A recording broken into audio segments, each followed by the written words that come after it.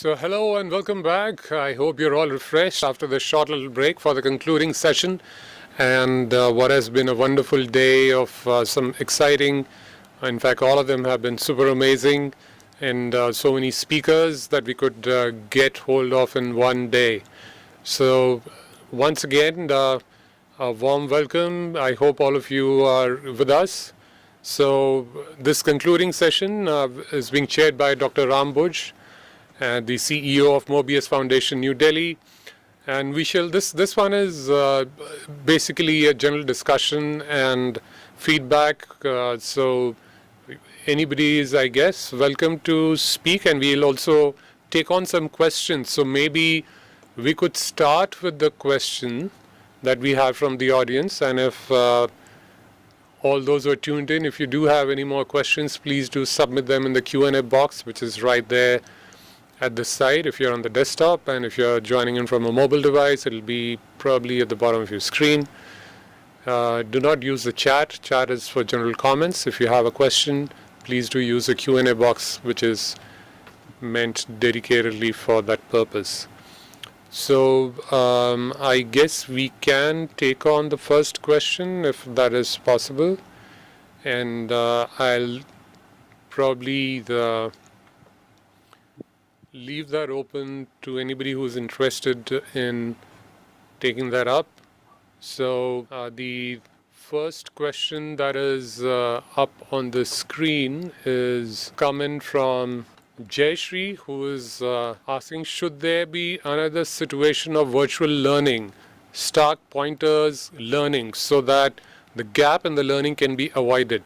Any more points in the hindsight, please? So who would want to answer that question? Anybody? You're most welcome. All right, Mrs. Anupama. Yeah. So like I said before in my presentation, that over the last few years, we have equipped ourselves with a lot of knowledge and new skills as teachers. And it would not be very wise to give it up now.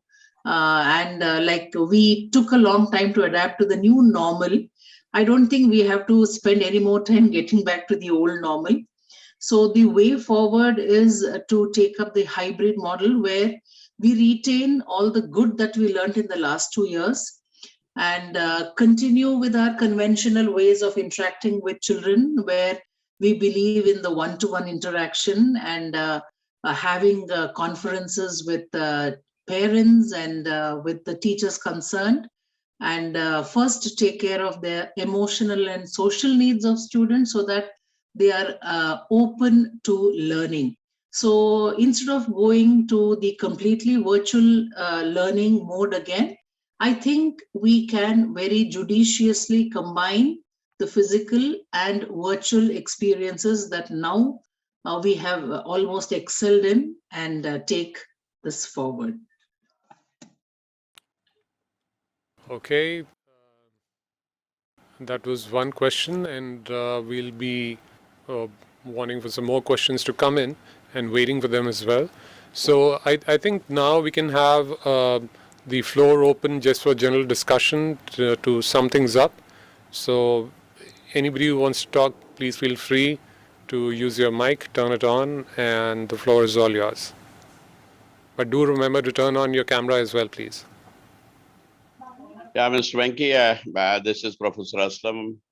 I was there in the morning session, and believe me or not, as a teacher, I did not miss a single word. I dedicated this whole day to Dr. Tabassum and Professor Khan because they had asked for it. Looking at this thing, the whole thing which was happening, although it was a little bit of unpleasant for my, things, tools not working. Leaving that aside, I think there are two important things when we say what are we carrying from this today's full day deliberation. In fact, I was greatly impressed by what Anupama she said, and what Dr. Verma and the other lady accompanying her said. Very nice, because they are the people who are at the grassroots level interacting with the students day in and day out. We look it from a distance. Very nice. Very, in fact, for me, it was all learning, because sometimes we get into this thing that perhaps we know everything. But when you get into such discussions and presentations, then you feel that we have a lot to learn. Say, Mr. Venki, you were talking about yoga and things like that.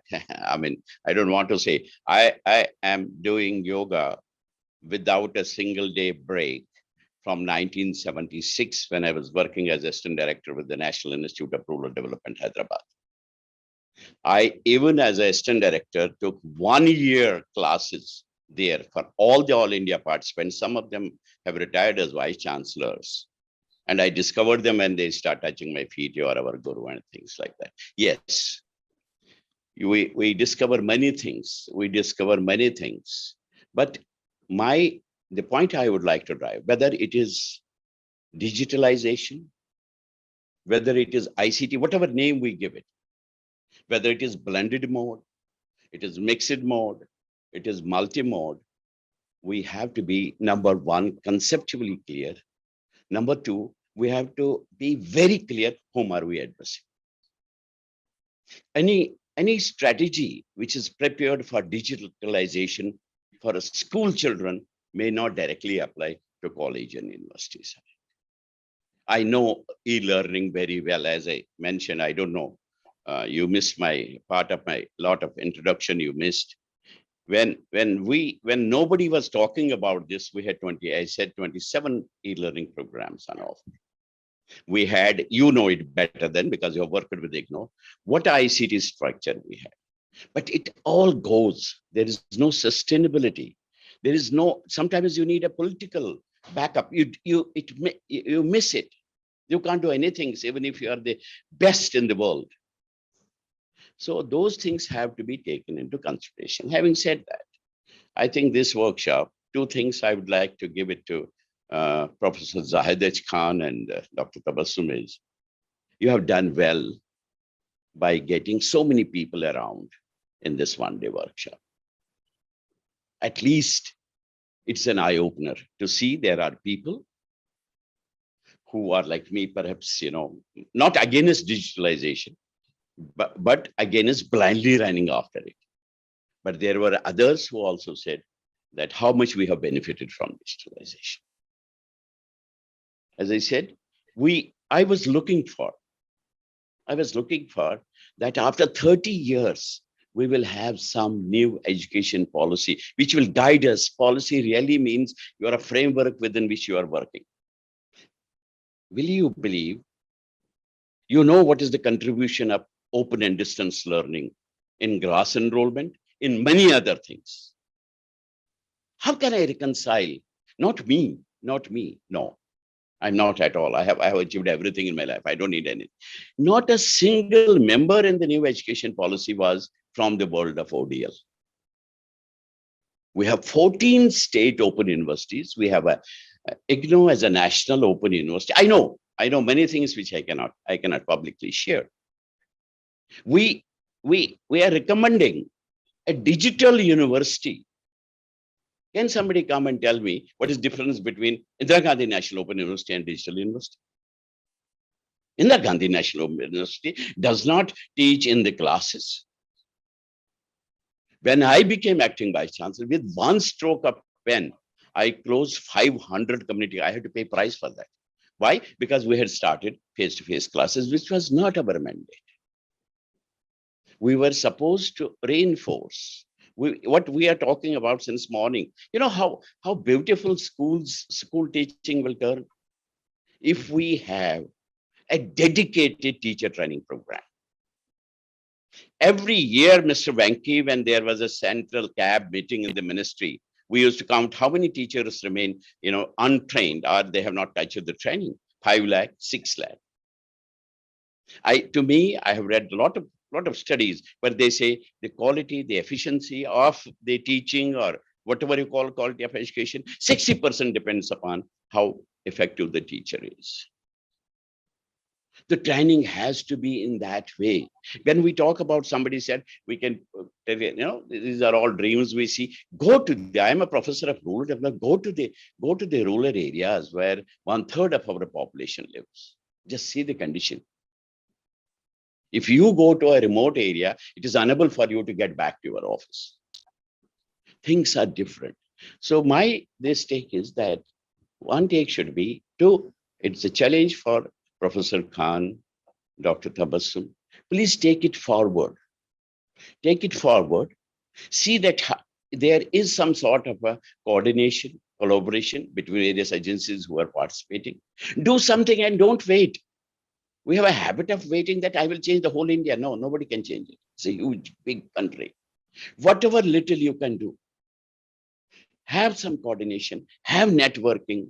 As Anupama just said, take the best of what we have learned from the COVID. Integrate it with this. The problem is with integration of digitalization with our learning processes.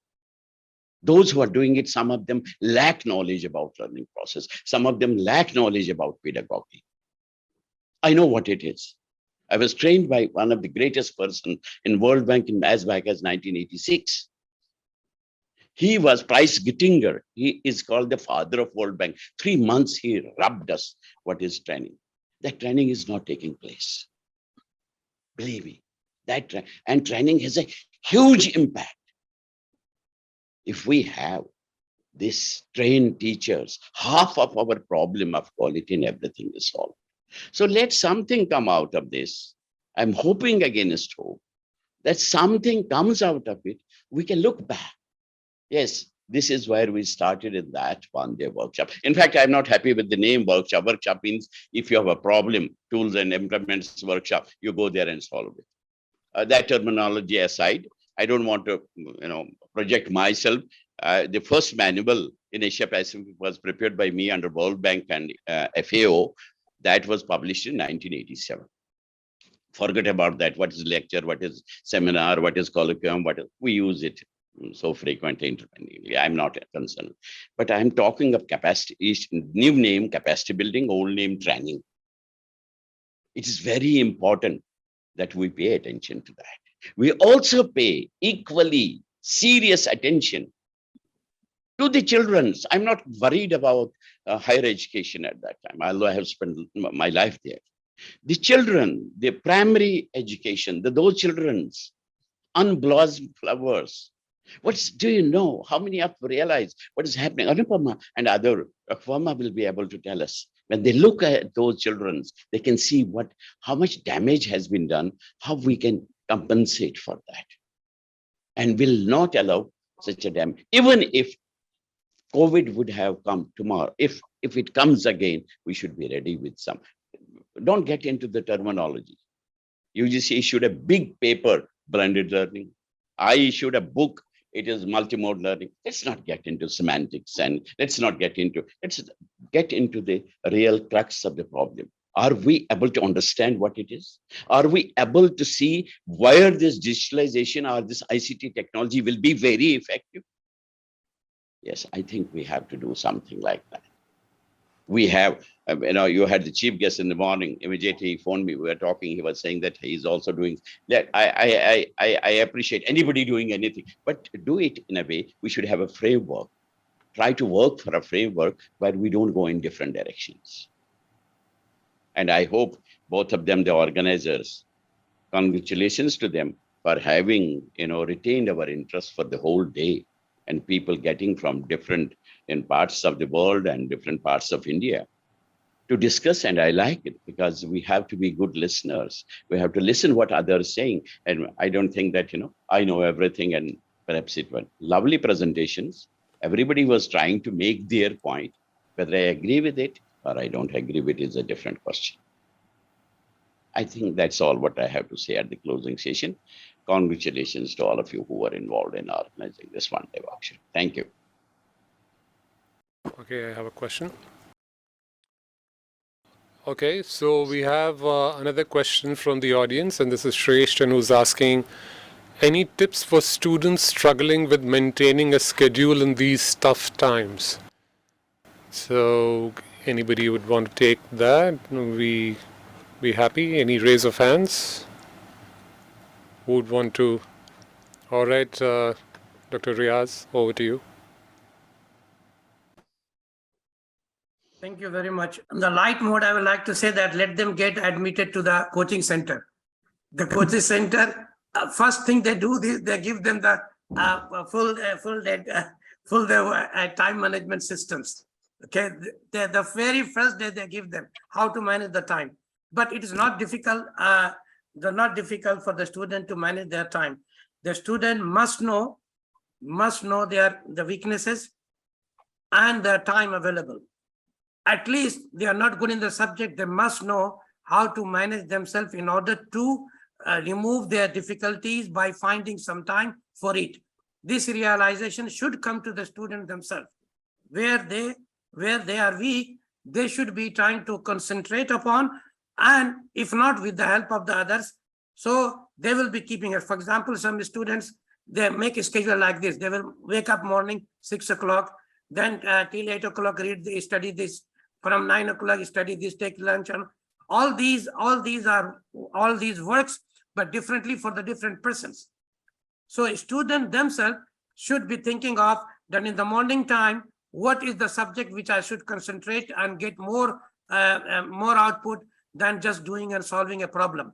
So scientifically, there has been some design also. If you want to remember and memorize something, you study in the very morning.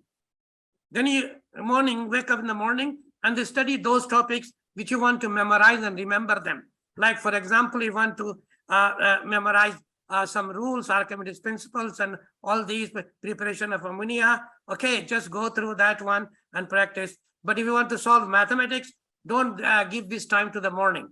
So they have solve mathematics, and after you take the breakfast, then you have enough time to concentrate upon, and then you do that one. So this way they can dedicate the time, okay, for their each week topics. The most important thing is, before you go to the bed, you must be looking back to what you have learned today, and this is very important. If you are able to revise, you are able to remember what you have learned, then okay, pass on. The thing that you are not able to remember, go back again, give 5-minute time to revise. Don't sleep unless you have recovered everything what you have done today. I think if he does this way, he will be able to solve his problem very soon. But he is the one who will choose the time and subject to study. I think I made my point clear. Yes, absolutely. Thank you. And as Professor Aslam also said, both of you inputs well taken. Yoga se hoga. I think that's also the bottom line, what I understand. And fantastic to know that he's been practicing since 1976. Probably I was a kid then, I'm surely was. So any other remarks by anybody? Any other questions? Yes, Professor Zaheer Khan, I think he has something to say. Yeah, yeah. There was an observation from Venki in my talk while discussing the video conferencing tools. I did not mention about very nice product of Adobe Connect. In fact, I did not mention it because I mentioned only about those, video conferencing tools which were free of cost. And Adobe Connect is one of the best tools, but it was not free of cost. That was the main reason I did not mention about it. And in those times when nobody had, around, in Delhi perhaps, this Adobe Connect in any university, we had the privilege of having Adobe Connect. And I tell you that in the same hall where I'm sitting right now, there was a conference and some Americans had come and they wanted to know something about Adobe Connect. And when they said that, oh, you have Adobe Connect. So I was very surprised that still there, those persons did not have Adobe Connect and we had in those times. So it is, in fact, a very nice product, a very good product, but very expensive product in those times, but we could afford in those times. That was the main reason why I mentioned only about those tools which are available free of cost to some extent. So that was just a reply to your observation. That's just on a lighter note, but yes, Adobe Connect definitely is one of the platforms which offers maximum flexibility and interactivity, undoubtedly. So that's true as well. So although I don't think we're that expensive considering the ROI that you get from the tool, so cost is relative, of course, subject to the investment. And any other remarks, any observation by anybody, please feel free to. Yes, Dr. Tabassum. No, this was just to say that now I can see Dr. Harsh Gupta is back with us in this concluding session. Dr. Gupta, are you there? So I wanted him also to speak a few words when we have reached this concluding session, if he is there. Yeah, I'm very much here. You see, today in the world of virtual meetings, it's very difficult to say no to something because everyone says that you don't have to move. So if I was in Delhi, I would have no other thing to do but to attend this meeting. But there was another meeting which took me away, and I'm sorry I missed most of it. But two or three, one thing I'm very impressed with the timekeeping, because all your sessions, I came here, I switched on my laptop at 4 something like that, and 4:40, and at 4:45 you started. Yes. And it's also very impressive that all the people you had invited spoke, and spoke so well. And actually, I did not realize that there could be such far-fetched things which can make a difference in learning.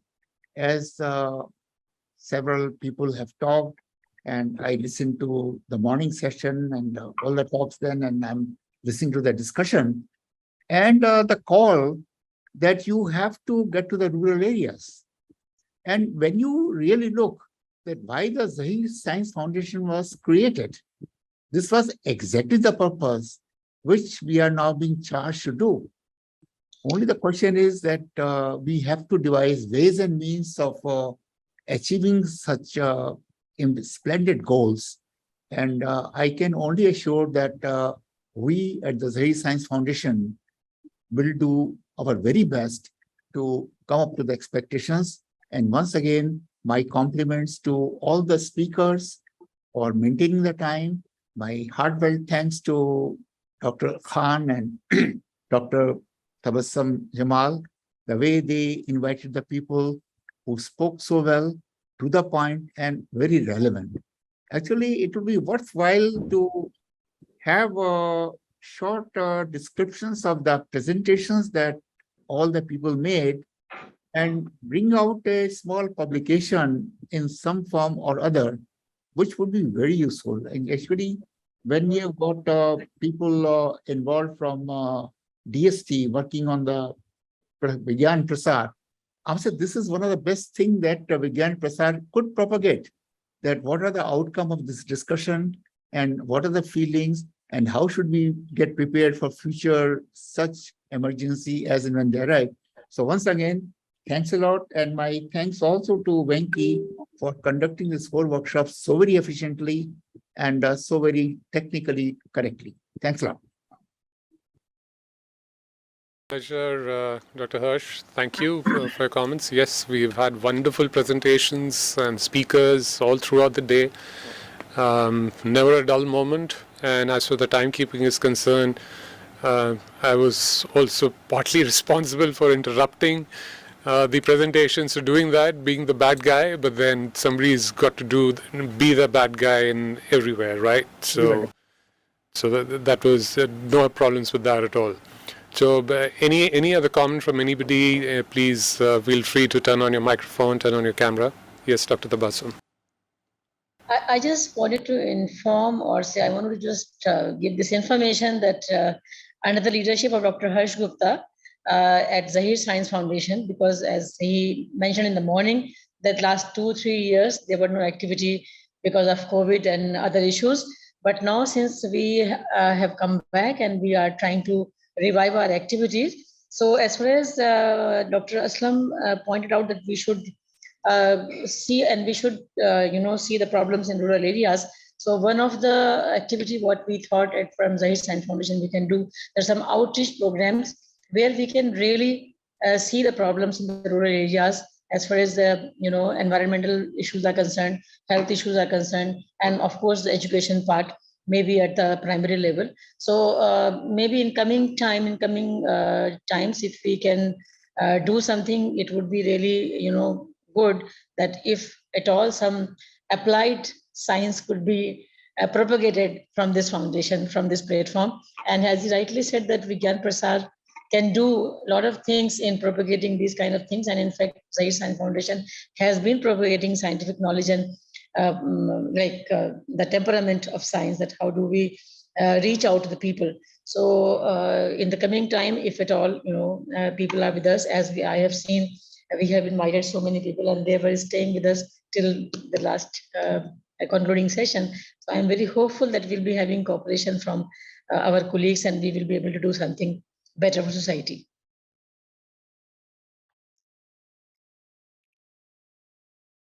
Fantastic. Anybody else wanting to chime in, please feel free. Floor is all open. And with that, maybe I'll invite Dr. Ram to make the concluding remarks for this session, his observations, and his comments will be more than welcome.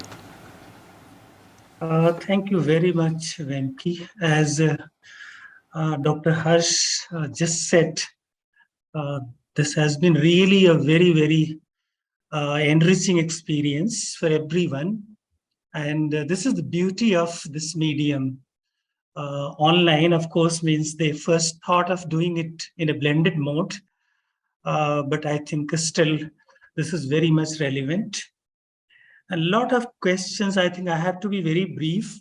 I feel this loss is mine only. I could miss a lot of the early part of this wonderful conference because of my busyness in another international event that as I said, I'm organizing on education on 9 and 10th September. And you all are invited to that. I will ask Dr. Tabassum Jamal to circulate to everyone the information. There have been quite a few interventions, I would say, very interesting by Professor Riaz Ahmed, Dr. Anupama Ramchandra, and of course, from the Professor Aslam, Professor Harsh Gupta, Zahid Khan, and of course, ultimately by Dr. Tabassum Jamal. And I would try to comment on those together. In fact, one very important thing that has come out very clearly is that teachers have been leading in the crisis.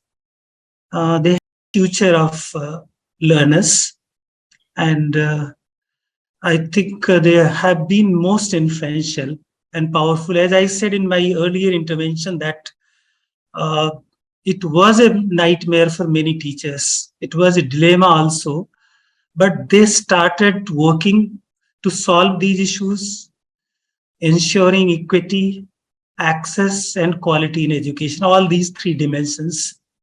And in fact, someone asked about recognition of teachers, and nobody recognizes their role, particularly the kind of honor, dignity, what they deserve.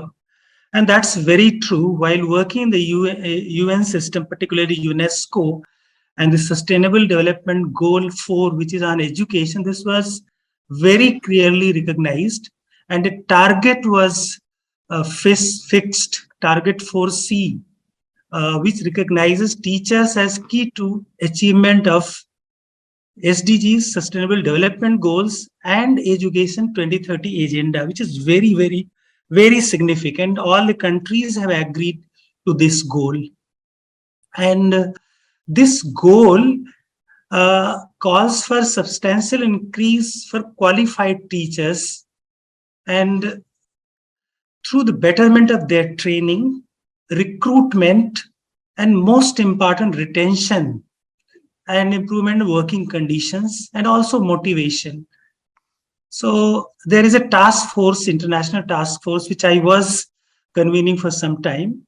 and on teacher education, and how to tackle teacher gap and issues raised by, I think it was Dr. Anupama, which raised such issues. And there is a UNESCO Hamadan bin Rashid Ali Makharam Prize. I think those who are in the Middle East, they might be knowing it's a very, very prestigious prize which UNESCO gives to teachers who enhance the effectiveness of teaching, learning. And this is an international prize. Anybody can, it's always advertised on UNESCO website. So they are most crucial. And this time during the COVID, of course, their role has been very well recognized. So that is one that I wanted to say about the teachers. The other aspect is about the teaching and learning, the whole process. In fact, when we were working for the SDGs, particularly the goal 4, and one of the goal was, because we have, as I said, the planetary crisis, the sustainability crisis, and education must address to that. How it should be relevant to our lives, and whatever we learn, how it can ensure the survival of our planet, and can the system, the education system, provide the requisite knowledge, awareness, and action to empower us and to transform the students, learners, and the whole society. And that is where we need the holistic and transformative education. The pedagogy itself, the content, the educational outcome, and the whole learning environment needs that kind of transformation. Luckily, this COVID crisis, which I said, it's an educational crisis, that has helped a lot in coming over to those. So there are two things. There is enough awareness about so many issues, and that was for the whole day long event. There is very much awareness, but we have to put a lot of attention on learners' transformation process, how that transformation, the change that we want in every sphere of life, that can happen. And the other thing is how we can, like COVID has taught us many things, many learnings, like we were yoga se hoga, ya bahut sari cheezein hain, but how we can, like unsustainable development, unsustainability, what we call, what are the deep structural causes? That has to be the analytical skills, but both teacher and the student, that is very much important. And the other thing is the technological future. This is all, like technology is now the greatest enabler, and it's a facilitator as well. For the future, learning future, education future, I think along with technology, we need to give more emphasis on critical thinking, analytical skills. And that is where this future of education report of UNESCO, which is learning to be, that whole initiative, which is still every year the report comes, and there is a report on education in post-COVID world, and 9 ideas that has been given, I think, which very much answers. That report is on the website. When you can, most of the answers of this sector can be found there, post-COVID and beyond. So I'm not going to repeat those ideas. The other very, very important thing that I would like to mention here, final words, I would say, digitally delivered these curriculum, the classes, and everything. I think how these could solve the nature deficit, the deficit that we have in the not going out, the kind of addiction that technology is. Of course, social media has been very much touted, and many of those, but it's a kind of dark area, or it's a kind of dark spot, which is where our youth is getting trapped. All kind of toxicity which is coming and spreading through this media, how this education can tackle that. That is very much important for the educators as well as, of course, the youth. And in fact, the whole pedagogy, as I said, should shift towards transmissive pedagogies rather than transmission of the information and all those kind of information without the appropriate skill, as I said, the analytical skill, critically analyzing it, making appropriate decisions. Both teachers and learners, they have to work together to filter out all those kind of toxic things which are coming through the digital media, the technologies, and rather we must emphasize the kind of pedagogy which we can easily say that transformative pedagogy. And this is the real answer to education for the new world. And I think apart from that, knowledge, skills, and all those attitudes, I think where the other thing is the value system. I think there are a lot of efforts in the value education kind of thing, the ethical dimension of sustainability or education, and which along with creating the green or the ethical jobs, I think that should be enriched by the health, the better health and better environmental outcomes, and which of course the yoga and many of the Indian the traditional systems, traditional wisdom can find the answers to that. And as I said earlier also, youth is becoming restless.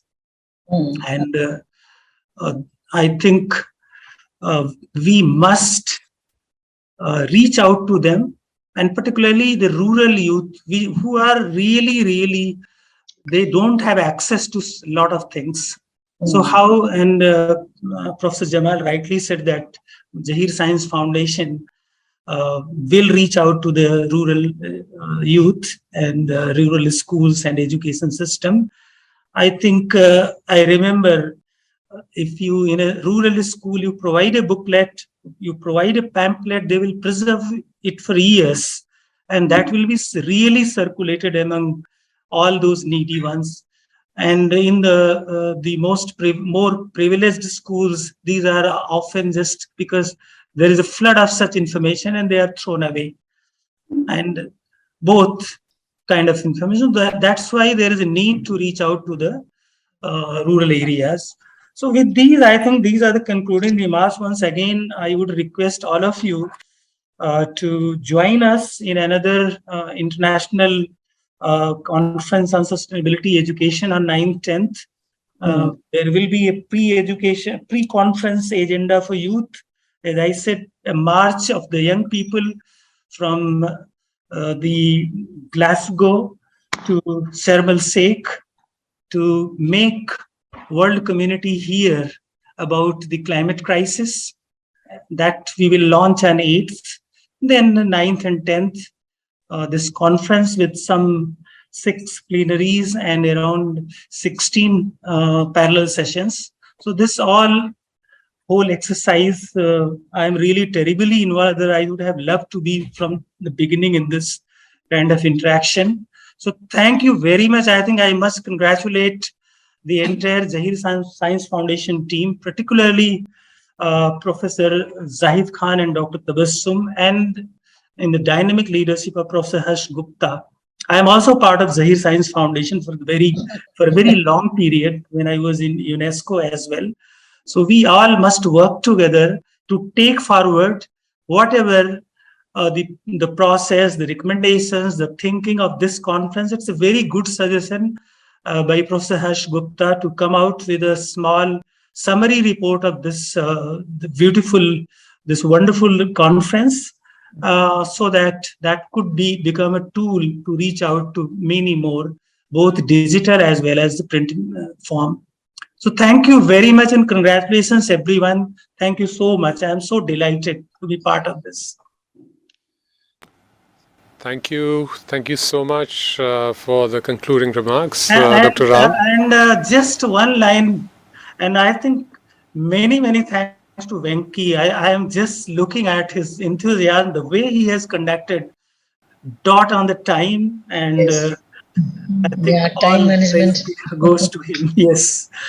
Thank you, Venki. Thank you so much. Pleasure, Dr. Ram, to be associated with this event, and it's been a learning experience for me as well, listening to such eminent speakers on the dais today. So the last few minutes left of what has been a wonderful day, well spent, well utilized, well invested. The time, otherwise it just goes by, and it has actually flown by as well. So I'll request Dr. Tabassum to deliver the vote of thanks and sum it up, what has been a fantastic day, and conclude that and make it a wonderful evening with the last few minutes. Thank you.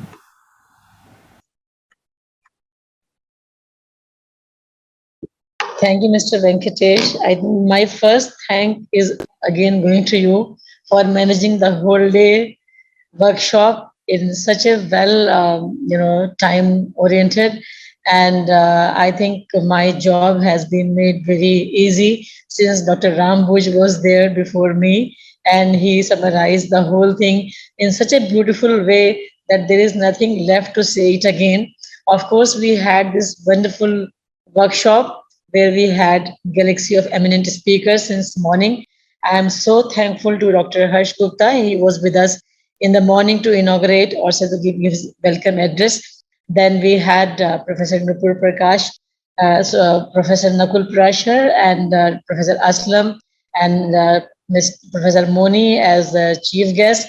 And they all gave their wonderful presentation. It was an eye-opening on the policy side also, what has been given from the government side and what have been the initiatives from the institutions to cope with the system that this, disruption in education during the COVID time. In fact, we were having the papers distributed in two sessions: technical session 1 and technical session 2. So we had number of very good presenters there, right from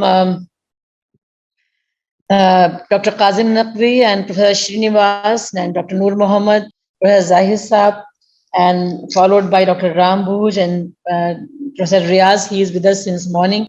Many of our listeners, they are since morning. I really appreciate the time they have given and their inputs in this workshop. And especially my teachers are for Dr. Anupama Ramachandra and Dr. Pragya Verma and Aisha, because without the teachers' inputs, this conference or this online workshop was incomplete, because with their interventions, with their kind of presentations and deliberations, we had so much of details that what difficult time the teachers had, and as Professor Riaz said, that yes, teachers training is very important, and same thing has been reiterated by Dr. Boojh also, that they are the saviors, of how to bridge the gap of this time. The teachers were the saviors who could really manage with their innovative ideas and innovative techniques, that we could reach to the children, especially at the primary and secondary level. At the higher studies level, of course, it was little easier.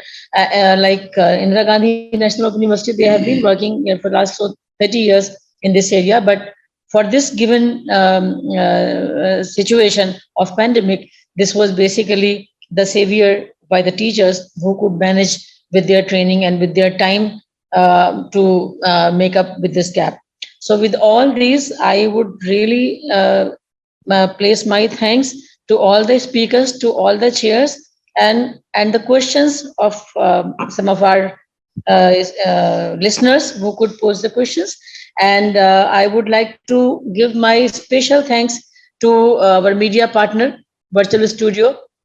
Mr. Venkatesh, who has been hosting this event in such a oriented manner, and he has given the timeline to everyone, and we could really finish this in time. And every session was taken in the time.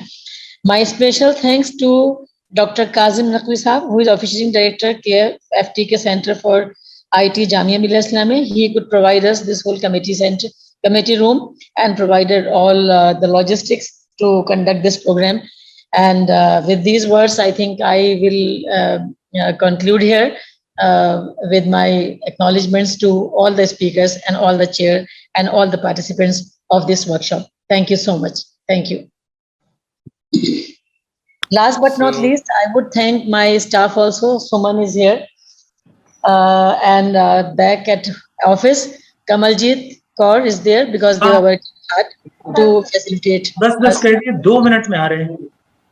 Thank you so much, everybody. Thank you. Thank you. So thank you everybody for the, yes, sorry, Dr. Zak, please go ahead. My special thanks out to Venki, because you see, he's the main person who made this conference workshop very, very successful. I just spoke to him for 2 minutes when he planned it, and he said, okay, we are going to do it, and he did it, and well in time. And I appreciate him very much. Last year also, we had one IDL program, and that was 2 hours program, and within 2 days, he was able to, arrange this whole thing, and he did without any, hitch. And we are very, very thankful to him for such a nice collaboration, cooperation, and help. Thank you. Thank you and your entire team, which has been working for the last, I think, 10 days. And in the last 3 days, they have been doing rehearsal of these events. Thank you once again.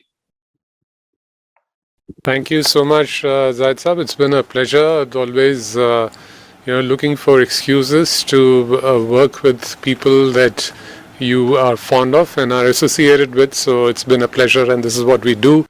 So been really happy, and of course been a learning experience listening to all the speakers here on the dais.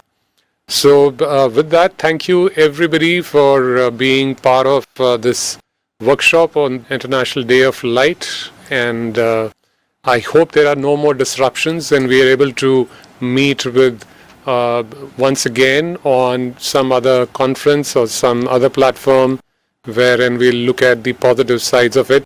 So thank you so much. Stay safe and do keep in touch. And Zaid Saab, sorry, yes. 2 more thanks are remaining. One is to Dr. Riaz Ahmed, who is sitting here right from the morning. And before this also, he was talking to me about this workshop in the last, I think, 3-4 days continuously. I'm also especially thankful to Dr. Harsh Gupta Sahab, who has given his time, because I know how busy he is.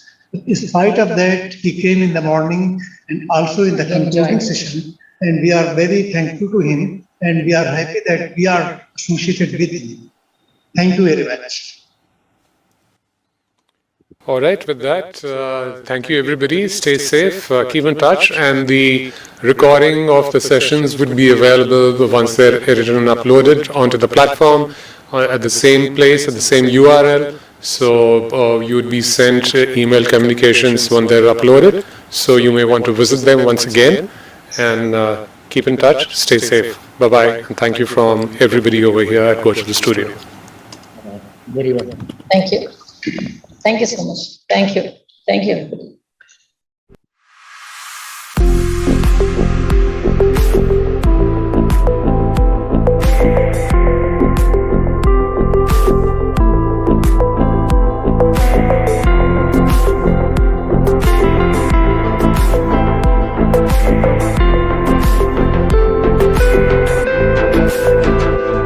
Thank you.